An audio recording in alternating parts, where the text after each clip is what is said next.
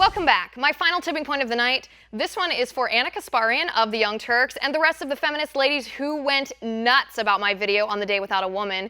It bothered you all a lot, but I thank you and the 18.5 million other people who watched.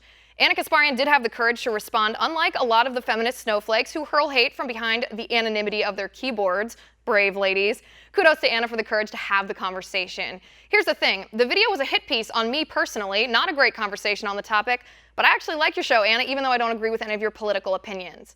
It's funny though, because Ana claims women are paid less because of sexism, which is factually false, and says I've never experienced sexism, all the while she hurls sexist comments at me. Take a look. What would the American people do without the 68th blonde conservative host who yells at us every day about the disenfranchised political activists she despises? Thanks for showing up to work, Lizzie. Here's another example of where she doesn't seem to understand the perspective of anyone outside of her conservative Barbie bubble. Well, Liz is right about one thing. I don't like her. But it's not because we disagree on politics, it's because she's embarrassing to women. You know, she brings up a good point. Both Ana and I are millennials, young, attractive female. We work in a man's world. We do encounter individual sexism, and that's not right. But a lot of workplace sexism comes from women aimed at other women who make them feel threatened. And Ana's a case in point here. And she keeps going. Women who flex their political muscle on International Women's Day aren't victims. They're the same type of women who won females like Liz the right to vote and the opportunity to share her political opinion. It's funny, too, because the feminist women who earned my right to vote, like Elizabeth Cady Stanton and Susan B. Anthony and Dr. Elizabeth Blackwell, the first female doctor in America, they would have been excluded from the Women's March just like I was because they were pro-life, too. You don't stand up for the women in Iran, Iraq, Pakistan, Saudi Arabia, Syria, Yemen, and the Sudan who were mutilated, oppressed, and killed because they're girls. You don't stand up for the Yazidi girls who were burned alive in a metal cage because no doesn't mean no to ISIS. Oh, I'm sure Liz is very concerned about Muslim women, especially when she never does any coverage of the issues she briefly listed. She does like to use them as convenient props to make her bullshit arguments bashing American feminists, though. Actually, I'm one of the only news commentators who covers terror attacks that happen in the Middle East when the majority of the victims are Muslim. The mainstream media only talks about terrorism when it's sensationalist. Berlin, Paris, Brussels, when they can blame the San Bernardino attack on guns, the Orlando attack on hate crimes against gay people. I cover the attacks when the majority of victims are Muslim because the majority of people ISIS mutilates are Muslim, peaceful Muslims who aren't waging war on anybody. Liberals like you tend to not to talk about that, though. As much as you claim to be shocked and horrified by President Trump's temporary travel ban, I would think you'd speak up more for the Muslim women who are oppressed, burned, mutilated, attacked, and killed under Sharia law. But since you don't, I will. If you listen to my show, you'd know that. You don't stand up for Christian women, business owners whose shops were shut down because the government didn't like their religious beliefs.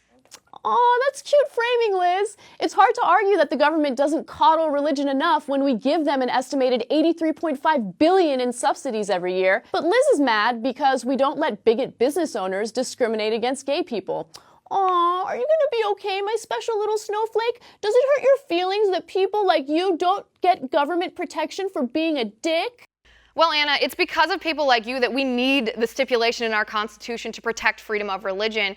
Because if you don't agree with somebody, you don't respect their right to practice and live according to their beliefs. You want to tell women what we can do and what we can't do.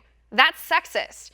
If you read the facts of the case, which I assume you didn't based on your comments, you'd know Ms. Stutzman never discriminated against her customer because he was gay. That would have been wrong. He was a customer at her shop for 9 years. She didn't turn him away because he was gay. She simply declined to participate in his gay wedding because that was against her religious beliefs. Now, I'm not saying I agree with her, but I will stick up for her right to live according to her values, just like I'd stick up for an atheist who was forced to decorate the crucifix of Jesus Christ and declined to do so because it violated his religious conscience. It's a very different thing than refusing to sell a bouquet to a Christian just because that person is Christian.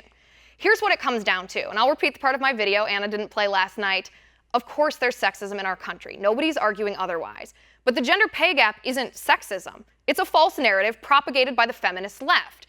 You pick and choose your numbers to pretend your points are substantiated by facts, but they're not. The gender pay gap isn't because chauvinist men refuse to pay women to work. It's because women make different choices than men.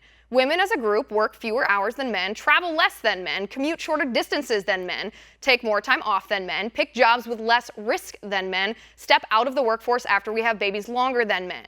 And when you equalize all those things, the pay is equal too, period. Somehow in your tirade you forgot to mention that, or to recognize that in 98% of America's largest 150 cities, single women under 30 on average earn 8% more than our male counterparts. In other words, before the other factors, the choices come into play, the pay is equal, or we as women earn more. Funny how you progressive feminists conveniently forget those facts. And one more thing. Less political commentary, more sandwiches, Liz. I actually do make my fiancé sandwiches. I make a mean sandwich. That's really gonna kill her, isn't it? And that's my final point. You can reach me on Twitter at Liz_Wheeler. If you liked the show, please send me an email at oann.com/contact. In the meantime, catch us live here tomorrow at 9 p.m. Eastern. And until then, have a good night.